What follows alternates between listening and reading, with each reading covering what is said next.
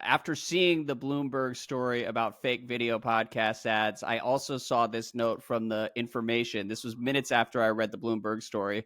The headline was TikTok plots using virtual influencers for advertising.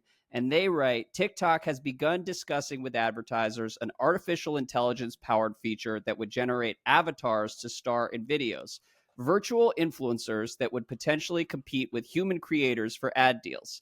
The feature, which is still under development and could change, would generate a script for a video ad based on a prompt submitted by the advertiser, as well as an AI generated influencer to perform in the video, according to an advertiser who has seen plans for the tool. TikTok shop merchants could also use the AI influencer tool to promote their goods, said two other people told about the idea by TikTok staff. So is that a version of what you think the future might look like for digital advertising? Yeah, no, I think so. I think like what's the benefit that you get? You're right. Like one of the challenges for TikTok and building an advertising business is that creating video ads is just fundamentally more difficult than creating an image ad, which is fundamentally more difficult than creating a text ad.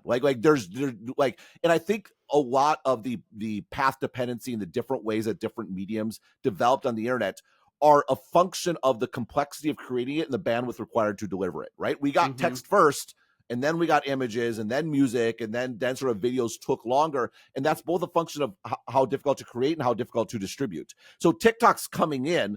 They're unlike Facebook, which built up starting with text ads and then image ads, and now they're layering on the sort of video, and they have this huge infrastructure that was built around those that can extend to video. TikTok's like just video. And so to the extent they can make it easier and zero marginal cost to generate ads, it's an obvious win. And Facebook will be doing, I'm sure will do sort of the same thing.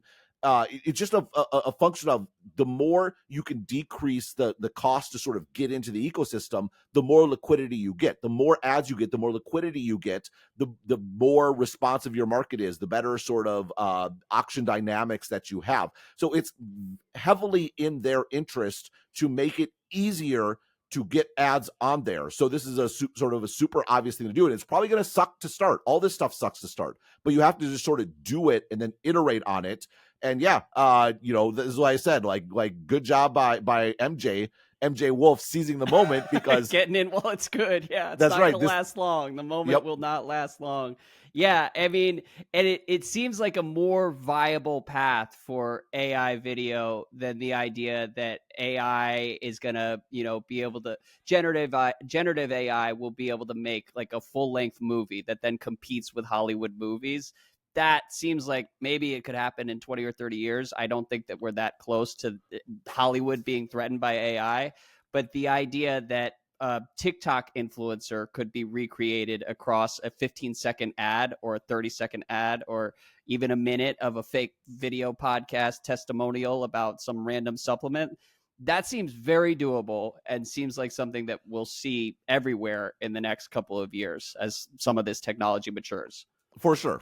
All this stuff comes up from the bottom. The other thing to think about is advertising is a function of ROI, right?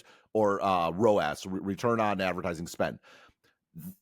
That is a function of not just sort of the return, but I like ROI better in this context because the I matters too. How much does it cost to actually create your ads, to actually build that right? And so video is expensive. It is. And particularly and the real resilience and real power, the reason why Facebook is such a monster in terms of advertising is because of the long tail. It's all the small advertisers and all the advertisers that are uniquely enabled by Facebook that would not exist otherwise. That's why a couple of years ago, there was the big boycott of Facebook. Didn't matter at all because the actual advertisers that matter, that actually drive Facebook's returns, they are not going anywhere. Their entire business depends on it. And the main implication of big advertisers like Unilever leaving the platform is there's temporarily like less competition for ads, so their prices get better, right? They'll just buy more ads and bid it right back up to sort of the level. And so from a TikTok perspective, video is expensive, so big entities can do that. The more they can make it possible for small entities to do video, to make more ads, the better it is for their business as well, by reducing that I. If you can reduce the I, which by implication makes the ROI better, you get a much bigger market.